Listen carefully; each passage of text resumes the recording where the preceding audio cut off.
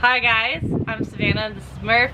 We're gonna do a little paint test with the Shocker Era today.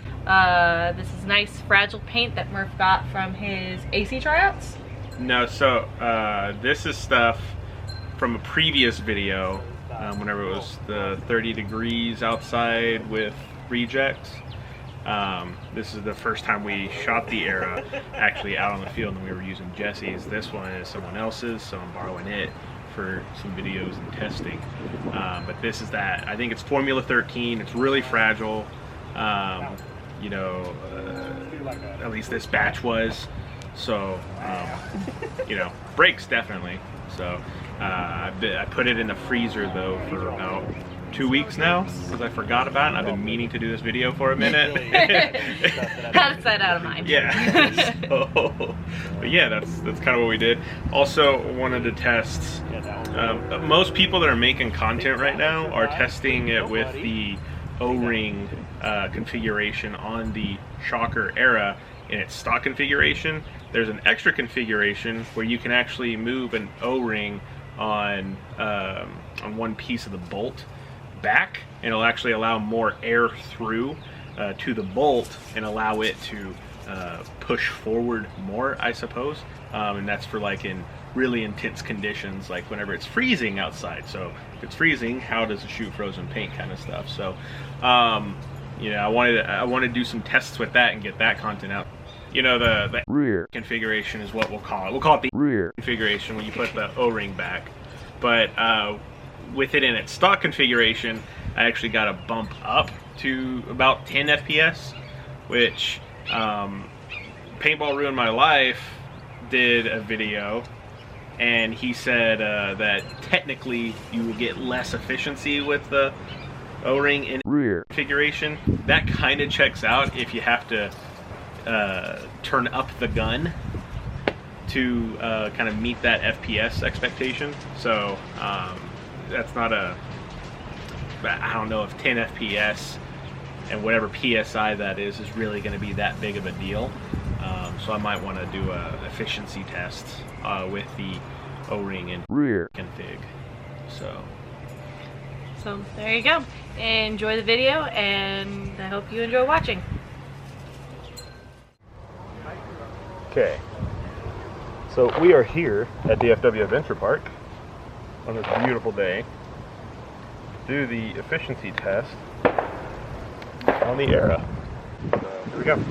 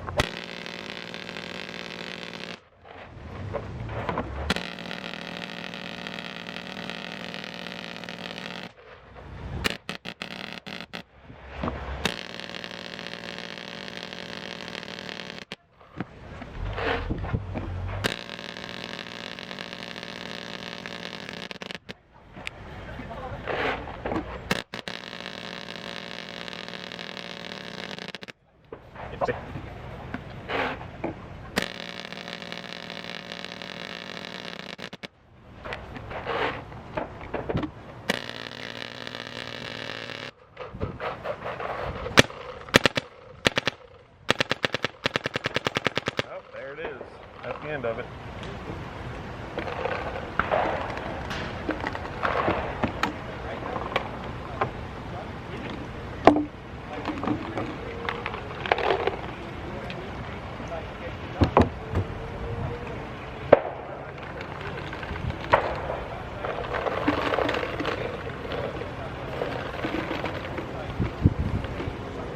I'm gonna call that a pod because you can still one ball that. So 1, 2, 3, 4, 5, 6, 7, 8, 9 pods with the O-ring in that rear configuration. 292, 298, 290, 296, 295, 285. So we're like the 290s. 290? Awesome. Yeah, so this is like, so this is the Ultra Evo we were shooting at practice the other day.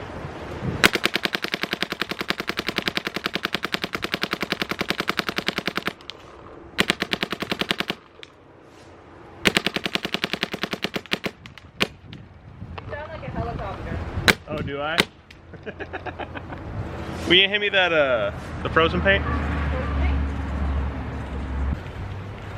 You want a chair to set it down on? Nah, I'll just set it on the wood here. Okay. Thank you.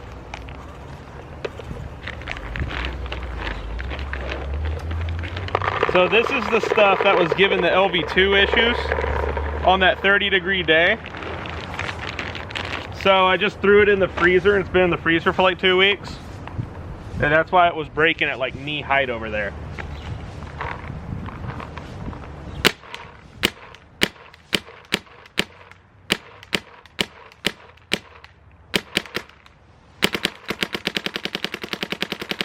Oh my God, it's actually shooting it. That's incredible. Yeah, we're still in the 301, 298.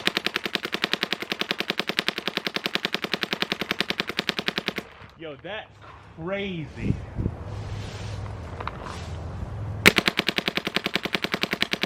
Oh, we did have one.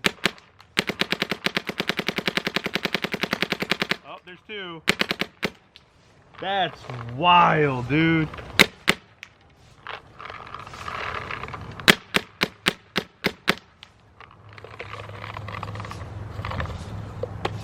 That's funny. That is crazy. Looks like they were barrel brakes. They weren't even brakes in the breech. So yeah, that's awesome. Yeah, barrel brake, like right there at the very beginning of the barrel. That's crazy, my guy. This thing handles paint a lot better than the amp. Really? Yeah, and this is on that with the O-ring configuration on the rear. That's crazy. How much better do you think it shoots? I mean, I would say like in terms of shot quality, like how it feels in the hand, feels almost more mechanical than the amp, right? Which I'm down with. You know, the G6R and the LV2 feel like that. Yeah. And I'm cool with that. But like I say, it just handles paint way better.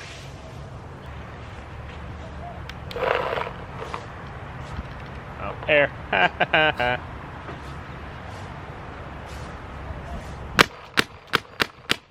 So when you put the O-ring back to where it was before, it feels almost more like the amp, right? So like in the stock configuration, it feels more like an amp. Okay. Right?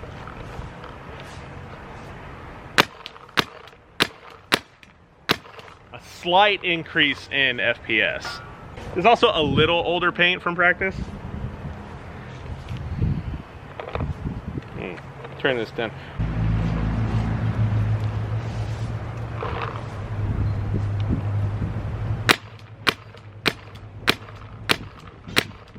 Alright, we're around 300. It's not a little hot. I would probably turn this down a little bit for a day of player practice, but I mean, it shoots really good. It still feels a little more mechanical. Like you're feeling more of the marker working, which I don't mind. But you want to come shoot it, see if you like it? I would. Yeah, come here. See what you think about it.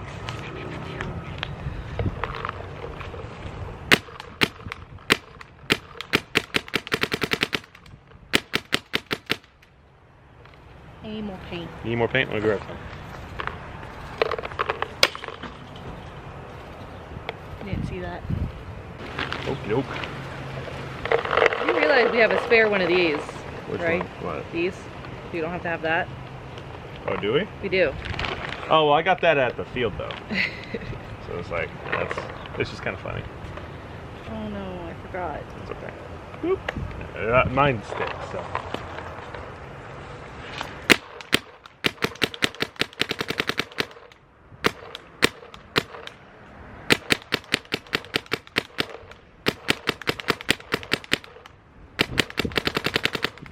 I like. Feels like my shocker. It feels like my purple people eater, and I like that. Yeah. Yeah. I'd say it might have a little more feedback. So in all honesty, I probably like the other configuration better, where it dumps a little more air into it. Kind of interesting that I'm getting a decrease in FPS when I do that.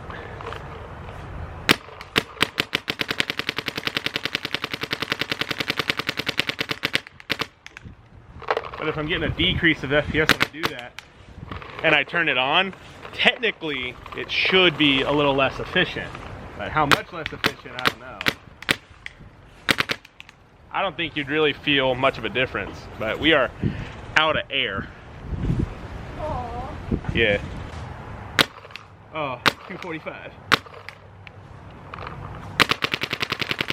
Oh, no. I mean, it used every bit of the tank, though. Every bit. Okay.